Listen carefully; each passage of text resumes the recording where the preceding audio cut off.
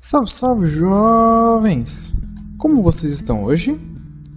Espero que estejam todos bem. Pois bem, jovens, na videoaula de hoje eu vou mostrar um pouco sobre alguns conceitos e como utilizar um ponto de entrada. Pois bem, jovens, a premissa é que um ponto de entrada basicamente é uma função onde a matriz cria o cadastro, por exemplo, cadastro de produtos, ou alguma função, por exemplo, recálculo de custo médio, enfim, cria uma função e ela deixa um trecho, uma brecha onde você pode acessar aquela função e fazer alguma customização à sua necessidade. Por exemplo, efetivar um cadastro de produto ou de fornecedor, gravar um log em alguma rotina, alterar o cálculo de alguma funcionalidade, ou até mesmo fazer validações extras, ok? Nesse nosso exemplo, eu vou utilizar o ponto de entrada A010TOK, que valida o cadastro de produtos. Então, jovens, uma boa prática para vocês utilizarem com a criação de pontos de entrada é utilizando sempre getArea e restArea. E, se possível, se vocês conhecerem as tabelas que utilizam, por exemplo, no caso de produtos, eu sei que vou utilizar a B1. Utilizar também getAreas específicos para essas tabelas, por exemplo, SB1 getArea e depois o meu restArea dessa variável. Ah, Daniel, mas por que eu devo fazer isso? Pois bem, jovens, já vi alguns exemplos acontecer, por exemplo, um documento de entrada, onde foi feita uma customização e o analista que desenvolveu, ele chamava relatórios dentro dessa customização, que manipulava a SA2, que era cadastro de fornecedores, e o cabeçalho da nota de entrada e os itens, que é a SF1 e a SD1. Em um determinado momento, ele dava um DB closear nessas tabelas e um DB skip em outras tabelas. Nesse caso, o que vai acontecer? A rotina padrão, ela criou essa brecha para você criar esse ponto de entrada. Automaticamente, quando você acaba ela e você retorna, se eu não restauro a área que veio para mim, o que vai acontecer? O padrão ele vai se perder, porque ele entendia que, por exemplo, estava vindo a nota 44 com o número de itens para o fornecedor tal. E de repente voltou a nota 41, que não tinha nenhum item aberto e sem fornecedor. Por isso, jovens, o ideal é sempre a gente utilizar getArea e restArea em pontos de entrada. Ah, Daniel, mas como que eu acho pontos de entrada? Pois bem, jovens, se você for um analista da matriz, você tem acesso aos fontes e você pode procurar dentro deles pela funcionalidade execBlock. Caso não, existem duas formas. A primeira é com um contato direto, ou seja, com algum amigo via Skype, que ele já fez esse ponto de entrada ou já precisou utilizar. E por último, o TDN ou sites, blogs, fóruns, que têm uma documentação sobre o assunto. Ah, Daniel, mas como que eu faço para descobrir exclusivamente um ponto de entrada? Pois bem, jovens, eu vou executar aqui uma rotina, que é a cadastro de produtos, para vocês entenderem um pouco como funciona ponto de entrada. Com exceção, jovens, dos pontos de entradas em MVC, ok? Nós veremos um pouco mais para frente nas próximas aulas. Abrindo aqui o cadastro de produtos,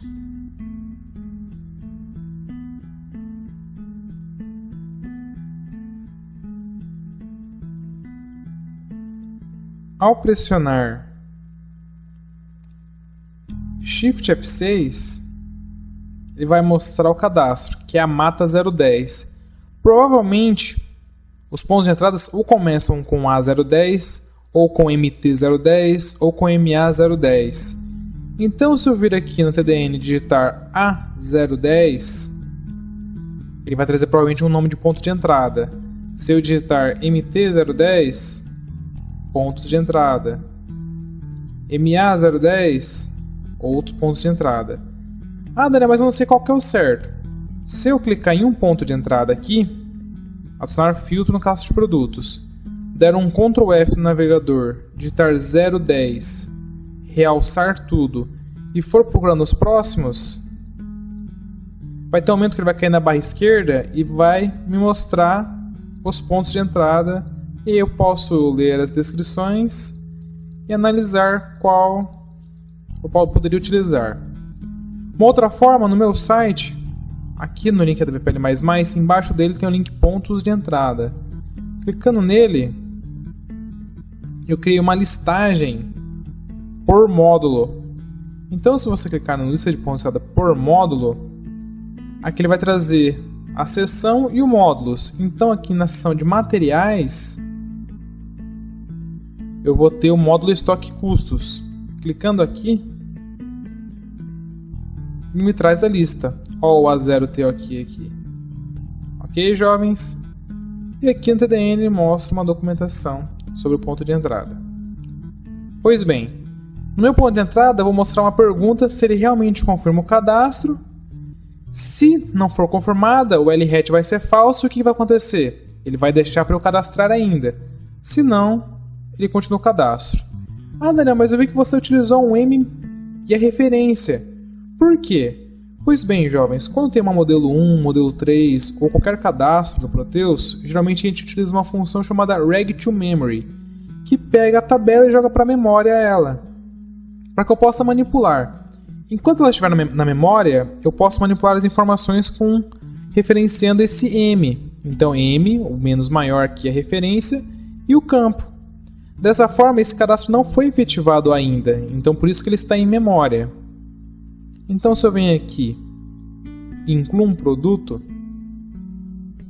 por exemplo, vou colocar teste 00001, descrição produto teste, tipo PA, unidade de medida quilo, armazém padrão 01. Ao confirmar, ele vai perguntar: confirma o cadastro do produto teste?